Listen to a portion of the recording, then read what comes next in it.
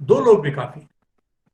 जब दो व्यक्ति अध्ययन करके अपने अध्ययित विषय वस्तु पर चर्चा करते हैं, संवाद करते हैं, तो वह स्वाध्याय मंडल ही है। ये स्वाध्याय मंडल, जिसको भारत की परंपरा में, जैसे तुलसीदास ने कहा, बिनु सतसंग विवेक न होई, राम कृपा बिनु सुलभ न सोई। विवेक होने को सत्संग चाहिए। क्यों चाहिए? तो विवेक होने को सत्संग चाहिए का मतलब है कि आज हमें विवेक होने के लिए स्वाध्याय मंडल चाहिए। सत्संग स्वाध्याय मंडल है कि सत्संग में कोई आचार्य, कोई साधु, कोई महापुरुष आकर के कोई बात कहता है, कथा कहता है, वो लोग सवाल पूछते हैं, बात करते हैं, उस पर मनन करते हैं, उससे विवेक आता है। तो भारत के सत्संग की वह परंपरा आज शिथिल पड़ गई। परिणामतः हमारे भीतर की जिज्ञासाओं को उगने की स्थिति शिथिल पड़ गई। इसलिए स्वाध्याय मंडल यह एक सायास, प्रयत्न पूर्वक विवेक के प्रसार की प्रक्रिया है।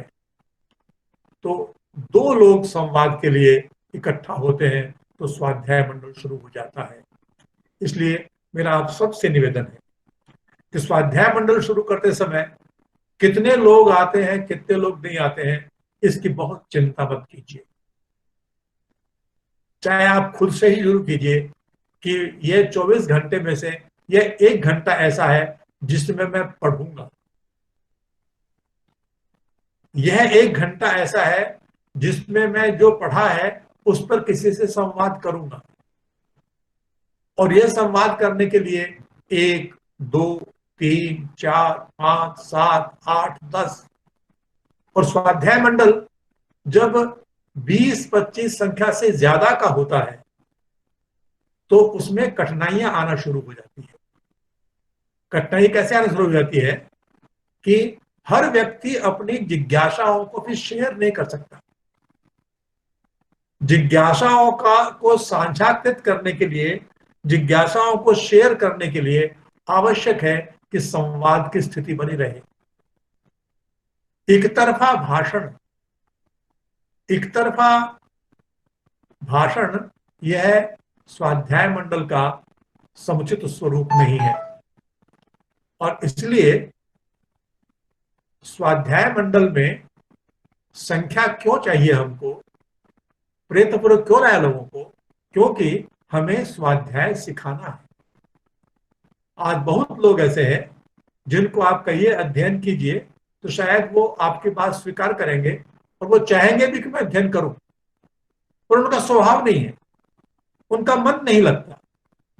जब वो पढ़ते हैं तो उनको समझ में नहीं आता, तो वो बोर हो जाते हैं, तो फिर छोड़ देते हैं। तो इसलिए जब आप उनको बुलाते हैं और एक गंभीर आलेख का एक पैरा एक व्यक्ति पढ़ता है, दूसरा पैरा दूसरा व्यक्ति पढ़ता है, तीसरा पैरा तीसरा व्यक्ति पढ़ता है, और मान लीजिए 10, 12, 15 पैरा है और एक एक व्यक्ति ने पढ़ा है, और फिर हर पैरे के बाद में उसकी चर्चा करते हैं इस पैरे में क्या कहा गया।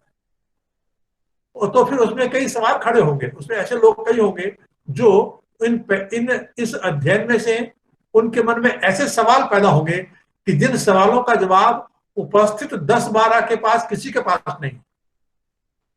ऐसे सवाल खड़े होंगे और उन सवालों से जब 10-12 जूझेंगे सामूहिक रूप से और ये कहेंगे कि ये जो 5 सवाल खड़े हुए हैं, हम 10 में से कोई नहीं है जो इनका जवाब दे सके, तो हम अगली बार जब मिलेंगे तो या तो किसी ऐसे को बुलाएंगे जो उसका जवाब दे सके, या हम ही इसकी तैयारी करके आएंगे, इसका जवाब खोज सके। आप कल्पना कीजिए कि इस प्रकार मनुष्य के भीतर की जिज्ञासाओं को जगाने का यह उपक्रम, मनुष्य के भीतर की जिज्ञासाओं को जगाने का यह उपक्रम, जिसकी जिज्ञासा जग जाएगी वो अपने आप स्वाध्यायी बन जाएगा। आप उसको रोकोगे तो भी वो रुकेगा नहीं। तो यह जिज्ञासाओं को जगाने का उपक्रम है। और इसलिए आप कल्पना कीजिए कि हमारा देश के गांव गांव में, मोहल्ले मोहल्ले में, नगर नगर में, शहर शहर में यह जिज्ञासाओं का जगाने का जो उपक्रम है, यदि यह बढ़ेगा तो कुल मिलाकर के समाज पर इसके क्या परिणाम होंगे। तो हमने पिछले 5 दिनों में जितने विषयों की चर्चा की है, तो आप पाएंगे कि वे सारे विषय जो आज हमको लगता है कि हमारी कोई विचारधारा है, ये कोई हमारी विचारधारा नहीं है, यह हमारे ऋषियों द्वारा जाना गया सत्य है। उस सत्य को, जिस सत्य को हमारे ऋषियों ने जाना, हमारे पूर्वजों ने जाना, जो हम तक पहुंचा, उसको आगे तक पहुंचाना, यह एक किसी भी पीढ़ी का काम होता है। और इसलिए दीनदयाल जी कहते हैं कि शिक्षा, स्वाध्याय, संस्कार, यह जाने वाली और आने वाली पीढ़ी के बीच का सेतु है। जब यह सेतु टूट जाता है तो जनरेशन गैप आता है। जब यह सेतु टूट जाता है तो सभ्यताएं नष्ट हो जाती है। और इसलिए यह सेतु ताकतवर होना चाहिए, यह सेतु सदा हुआ होना चाहिए। और इसके लिए हमारा ये एक छोटा उपक्रम है, स्वाध्याय मंडल। लोगों को पढ़ने का अभ्यास करवाना, लोगों को सोचने का अभ्यास करवाना, लोगों को संवाद का अभ्यास करवाना।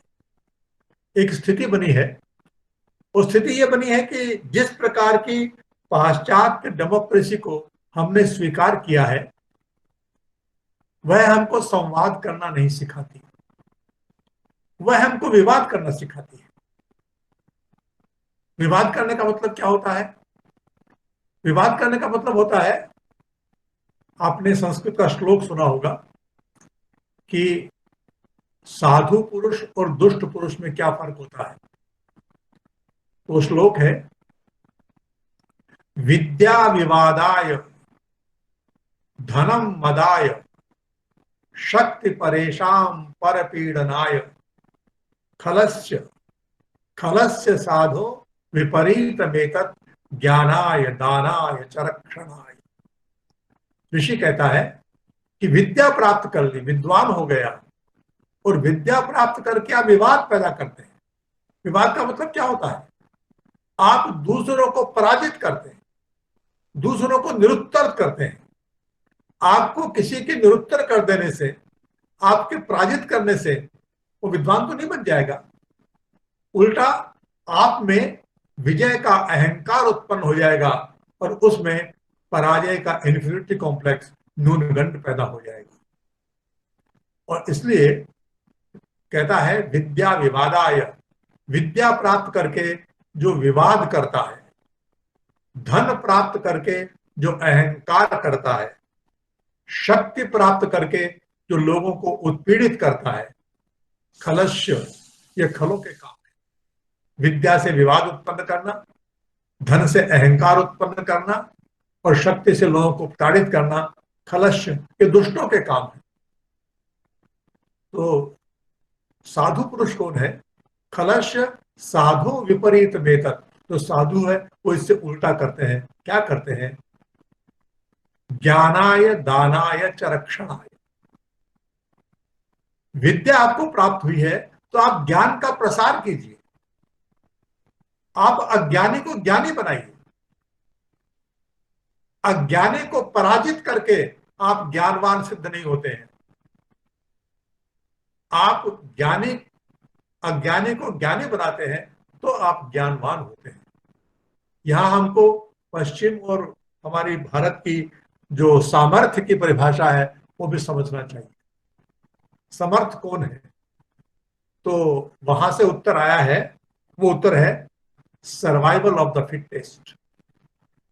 जो फिट है वो सर्वाइव करेगा, जो अनफिट है वो नष्ट हो जाएगा।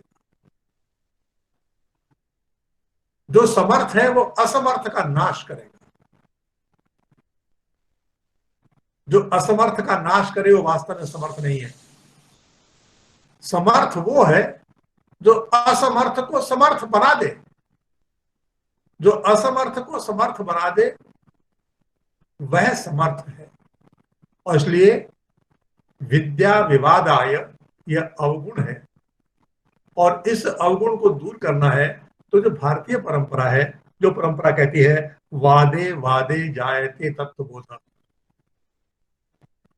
आपके मन में कोई वाद आया है, मेरे मन में कोई वाद आया है, इसमें हम विमर्श करेंगे तो तत्व का बोध होगा। कभी कभी लगता है कि अरे यार तुम कितनी बेवकूफी की बातें करते हो, तो हमको लगता है कि वो बेवकूफी की बातें कर रहा है, लेकिन उसका खुद का मन क्या कहता है?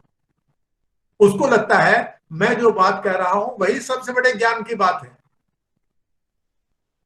इसलिए किसी की बात को अज्ञान की बात कहना, किसी की बात को अस्वीकार करना, यह इससे संवाद उत्पन्न नहीं होता, इससे विवाद खड़ा होता है। संवाद के लिए जरूरी है कि